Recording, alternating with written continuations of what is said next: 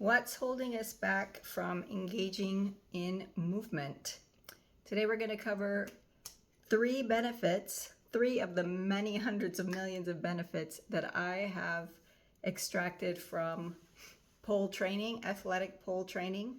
And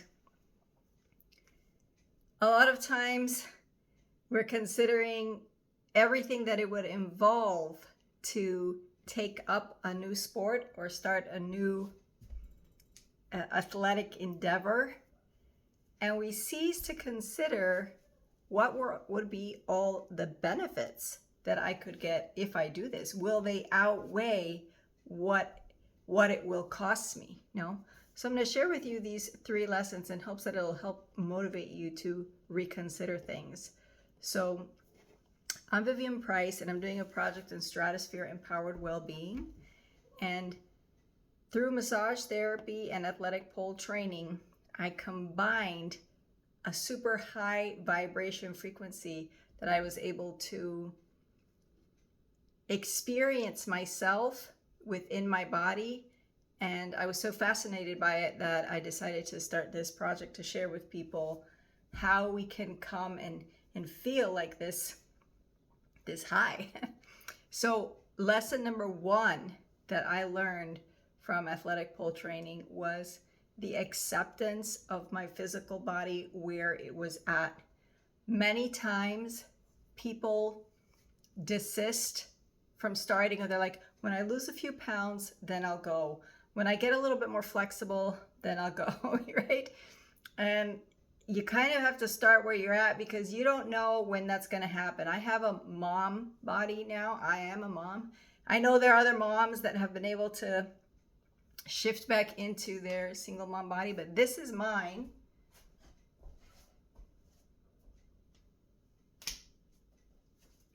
And the lesson I learned was that I had to accept this if I wanted to do the training. I would go to the practices with leotards, full leotards, or shirts or sweaters, and there came a point where the tricks they would give me were advancing, and if I didn't take off the clothing to have the necessary skin to do the trick, I wasn't going to be able to advance. So I have to get over it. In my head, I remember the day I was standing there and I was looking at everyone, and there's all kinds of bodies in the pole room. It's not like it's just you. I'm like, these women were maybe larger or even more out of shape than what I was as a new mom, but it didn't matter to me. It didn't matter. Like, I was just comparing myself to myself and who I was before, and it was a huge step for me to remove the shirt and say, okay, I'm gonna do it. And I still remember the day, like, looking around and like nobody cared. Nobody was watching me. No one was. It is like, it's all in my head. It's all in your head. No, what is holding you back? So that was huge, and I still work with that today, because sometimes I'll be doing a trick and I'm like, I nailed it, but I don't like how I look in my body, right? How my body looks, and I have to accept what outweighs there. The satisfaction of having done something extremely hard and complicated, or am I going to attach myself to physically how I am? So I'm still working on that at times, but I have learned a ton in accepting where I'm at and where I'm going. So that was lesson number 1.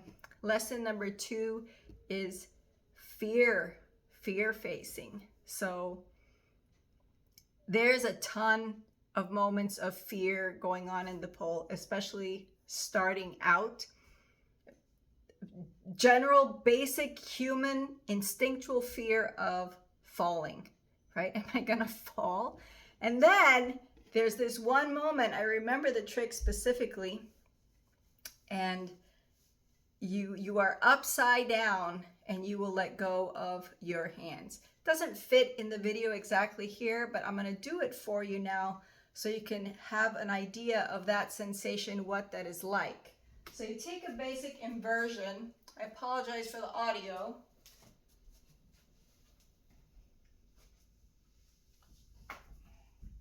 And then here, you must let go.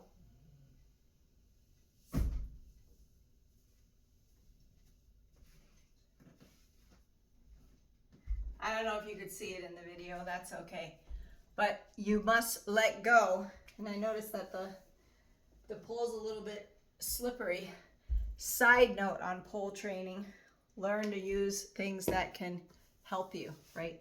Help you stay on grip. I'm not doing an advertisement, but this one works really great for me if you're thinking like, this is something I want to do.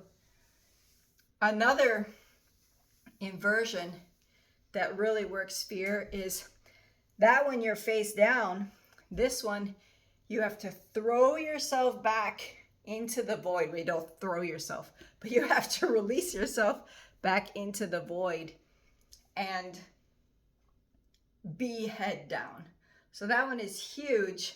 I'm going to do that one too. Let's see if I can, you can put I know this isn't a pole training, but you can also put the dry hands on the pole itself. And this one is through climbing.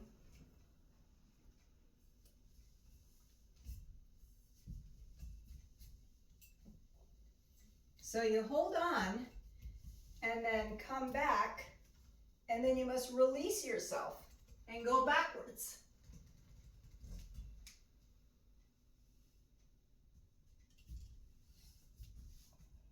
And then come down. So that's a inversion, backward inversion. And as my friends say, they're like, oh, Cinnamon, you make it look so easy. But the truth is that took quite some time to get there. And learning that moment to release is quite a many steps that it takes to get there. So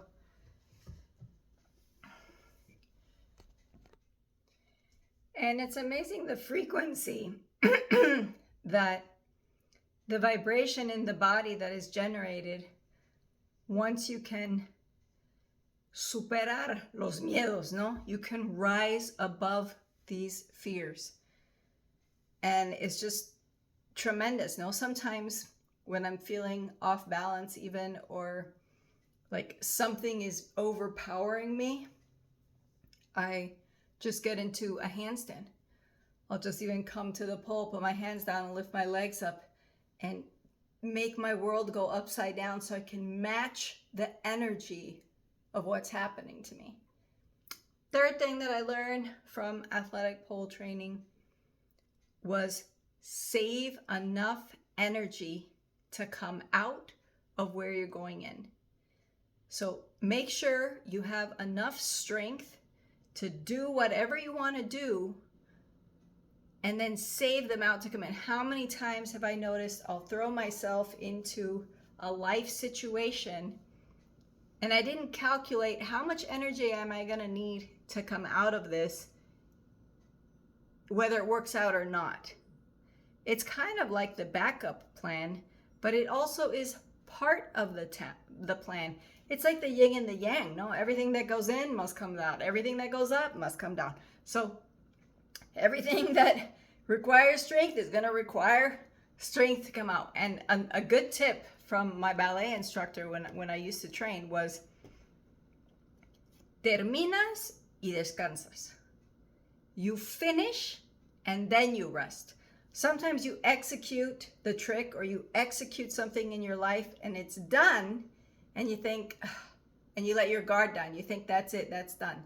But finish the whole, like get all the way back home, do everything. Don't lose focus the instant that the one thing is achieved, because there are normally a few other little aspects that need to be done and tied up, and those are the ones we miss. So I have, for example, we're going to do here a pretzel, and then just how the pretzel is the trick, but then how do you dismount from there? You have to come up and get out, right? So let's see, how would that be here?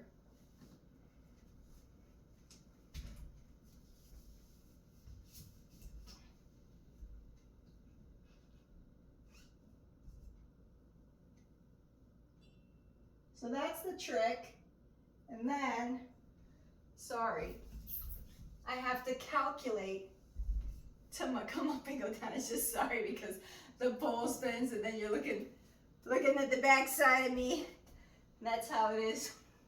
Another nice thing I learned is learn how to spin. That's another whole thing, right? When we're going in spirals in life, for another video. So those are my 3 lessons that I wanted to share with you. If you're considering, these are like hardcore lessons. So if you're considering what will I get out of going into an intense sport, there's so much to gain. And I think sometimes our mind will focus on what's so hard about it versus what could I get out of it. So I hope that was helpful, and see you in the next video.